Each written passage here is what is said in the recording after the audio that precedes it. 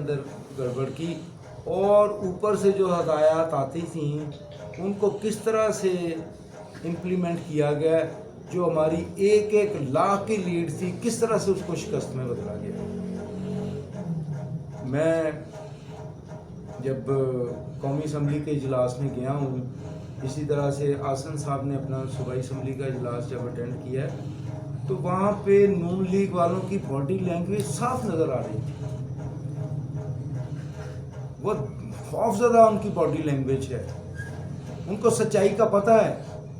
हमारी तकरीबन पंजाब के अंदर 85 सीटें चुराई गई हैं, कराची के अंदर हमारी 17 सीटें हथियाई गई हैं जो वाज़े तौर पे जीते हैं।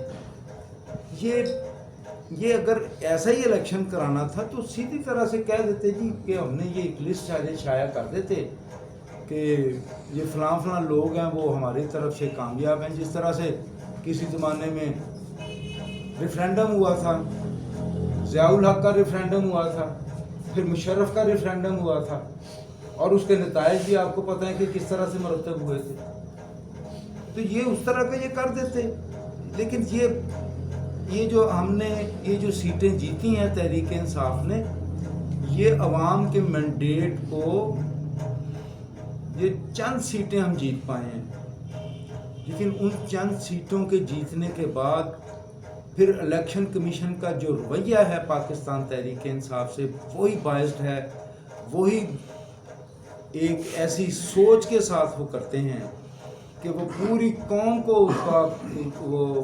उससे कोई उस हकीकत को जानती है कि उन्होंने मखसूस नशिस्तें जो ख़वातीन की थीं, अक़लियतों की थीं या टेक्नोक्रेट्स की जो नशिस्तें थीं, वो पाकिस्तान तहरीक इंसाफ को देने से इनकारी हैं। हमारी पंजाब असम्बली के अंदर, KPK असम्बली के अंदर, मरकज़ में कौमी असम्बली की नशिस्तें, एक भी नशिस्त हमें नहीं दी गई। और मैं समझता हूँ उनकी अदम मौजूदगी के अंदर स्पीकर का और डिप्टी स्पीकर का इलेक्शन ये भी बेमानी बनता है, क्योंकि इससे हमें वो एक ट्रू पिक्चर सामने नहीं आती। आपने देखा कि इसके बाद सदर का इलेक्शन भी हुआ।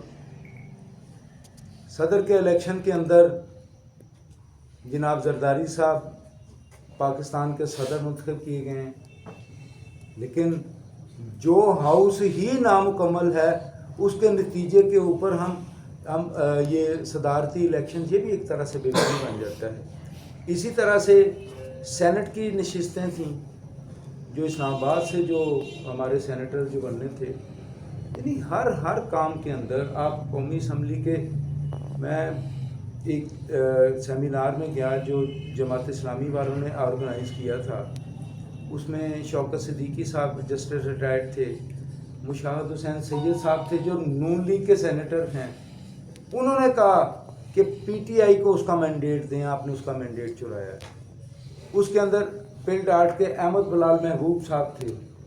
वो शऊर जो एक देहाती को भी पता है, माशाल्लाह ऊपर के लेवल तक सब लोग जानते हैं। और इस सोच के साथ अगर नून लीग वाले और मसनूई तरीके से शहबाज शरीफ साहब को वज़ीर आज़म बनाने पे कामयाब हो गए हैं और सूबे के अंदर उन्होंने एक ऐसा अपनी हुकूमत बना ली है, ये इंशाल्लाह ये वक्त गुजरने की बात है।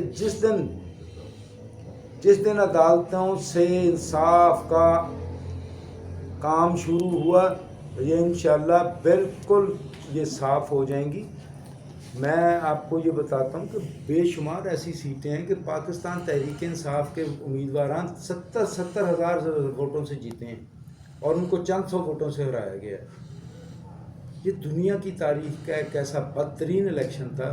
हमने इसको इस तरह कबूल करते हैं कि हम चाहते हैं कि एक ऐसा पुल बन जाए जिससे आइंदा जाके इन चीज़ों का मदावा हो सके। हमारे लीडर मेरे कायद इमरान खान ने इसका हल दिया था कि EVM मशीनें लेके आएँ, उसके अंदर ये धांधली नहीं होनी थी। हमारे लीडर ने कहा था कि ऐसा इलेक्शन कमीशन लाएं जो गैर जानिबदार हो। ये ठीक है, मैं मानता हूँ ये मौजूदा इलेक्शन कमीशन खान साहब का ही था, لیکن آپ کو یہ بھی پتہ ہے کہ یہ ٹھونسا کن کی طرف سے گیا تھا؟ جب حکومت اور اس وقت کی اپوزیشن کے درمیان ڈیڈ لاک ہوا، تب وہ تھرڈ پارٹی نے آ کے اس کو ہمارے اوپر سر پہ مسلط کر دیا، جو آج تک یہ عذاب قوم جھیل رہی ہے۔ لیکن آپ یہ بھی جانتے ہیں کہ جبر کی سیاہ رات کبھی ہمیشہ نہیں رہتی، یہ انشاءاللہ یہ صبح کی سفیدی نمودار ہو رہی ہے، اور یہ جو اس وقت ٹولہ ہمارے قوم